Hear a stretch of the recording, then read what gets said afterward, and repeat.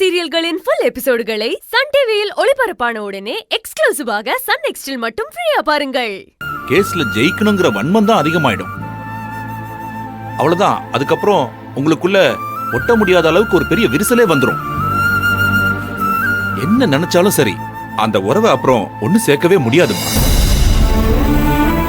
அப்பா, உங்க காலம் வேற, என்னோட காலம் வேற. அந்த காலம் மாதிரி ஒரு பொண்ணு பயந்துட்டேலாம் இங்க வாழ முடியாது. ஒரு ஆணுக்கு இருக்கிற தைரியம் ஒரு பொண்ணுக்கும் இருக்கணும். ஆணுக்கு அவனோட குடும்பம் மட்டும்தான், ஆனா ஒரு பொண்ணுக்கு அப்படி இல்லை. பிறந்த வீடு புகுந்த வீடுன்னு 2 குடும்பம் இருக்கு. ஆனை விட ஒரு பொண்ணுக்கு தான்ப்பா கடமை அதிகம். அத புகழ்தான் புரிஞ்சுக்கல. ஆனா நான் எல்லாத்தையும் யோசிச்சு அறிவுபூர்வமா தான் முடிவெடுத்திருக்கேன். அவர் கோவத்துல முடிவெடுத்திருக்காரு. அவரு பண்ணது தப்புன்னு அவரே சீக்கிரம் புரிஞ்சுப்பாரு. நான் அவருக்கு புரிய வைப்பேன். இங்க பாரு அருவி, நீ படிச்சிருக்க, அதனாலதான் நீ என்னென்னமோ பேசிட்டு இருக்க. ஆனா என்னோட அறிவுக்கு அதெல்லாம் புரியலமா. அதனாலதான் சொல்றேன், எனக்கு ஓ அளவுக்கெல்லாம் யோசிக்க தெரியாது அருவி. ஆனா ஒரு தாயா, உன்னை பெத்தவளா, உன் வாழ்க்கை நல்லா இருக்கணும்னு தான் அந்த தவிப்பு வேதனையில தான் நான் சொல்றேன். என் மனசுல இருக்கிற ஆதங்கத்தையும் தயவு செஞ்சு புரிஞ்சுக்கோமா. எனக்கு கல்யாணம் ஆன அன்னைக்கே என் வீட்டுக்காரு அந்த நாராயணமூர்த்தி செஞ்ச சதியால இறந்துட்டாரு. ஆனா இப்போ உன் வீட்டுக்காரு இருந்தும் இல்லாத ஒரு வாழ்க்கை உனக்கு ஆயிடக்கூடாதுங்கிற அந்த தவிப்புல தான் நான் பேசிட்டு இருக்கேன். தயவு செஞ்சு புரிஞ்சுக்கோ அருவி. இங்க பாரு அருவி, எனக்கு இருக்கிற சுயநலம் ஒன்னே ஒண்ணுதான். ஒரு சராசரி அம்மாவா உன்கிட்ட நான் இதை கேக்குறேம்மா. என் பொண்ணு நல்லபடியா அவ குடும்பத்துல சந்தோஷமா வாழணும், அது மட்டும்தான். அம்மா, உங்க கவலை எனக்கு புரியுதுமா. ஆனா அப்படி சராசரியா சுயநலமா இருக்க முடியாது.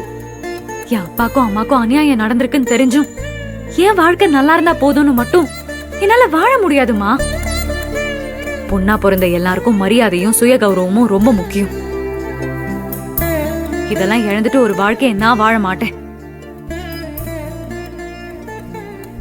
அண்ணே, என் பொண்ணு புத்திசாலியா வளர்த்திருக்கீங்கன்னு நான் பெருமைப்பட்டேனே.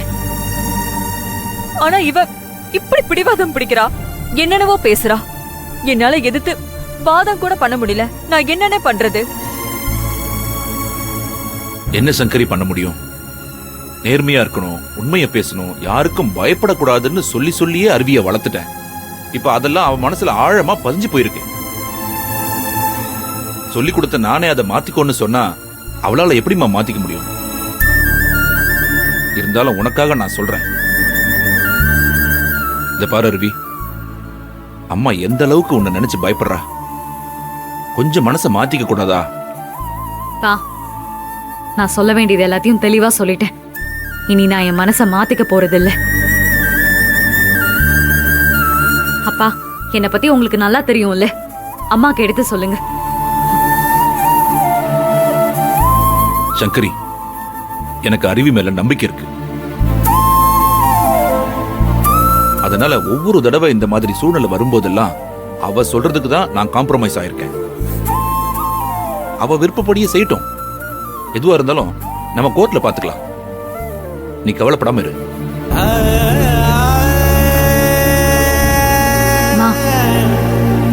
நீங்க என் வாழ்க்கையை நினைச்சு பதட்டப்படுற அளவுக்கும் பயப்படுற அளவுக்கும் என் வாழ்க்கையில எதுவும் தப்பா நடந்துராது. ஏன்னா நியாயத்துக்காக தானமா நான் போராடுறேன். கண்டிப்பா ஒரு நாள் உண்மை வெளியே வரும். அந்த தீர்ப்பு வரும்போது ஊர் உலகத்துக்கு உண்மை தெரிய வரும்ல. அப்ப அவங்க குற்றவாளின்னு தலை குனிவாங்க. உண்மை தெரிய வரும்போது என் மேல எந்த தப்பும் இல்லைன்னு கண்டிப்பா அவங்களா வந்து மன்னிப்பு கேட்டு என்ன திரும்ப அந்த வீட்டுக்கு கூட்டிட்டு போறாங்களா இல்லையான்னு நீங்களே பாருங்க. கண்டிப்பா அது நடக்குமா? என் வாழ்க்கையில எந்த தவறும் நடக்காது. நீங்க அதெல்லாம் நினைச்சு பயப்படாதீங்க, தைரியமா இருங்க.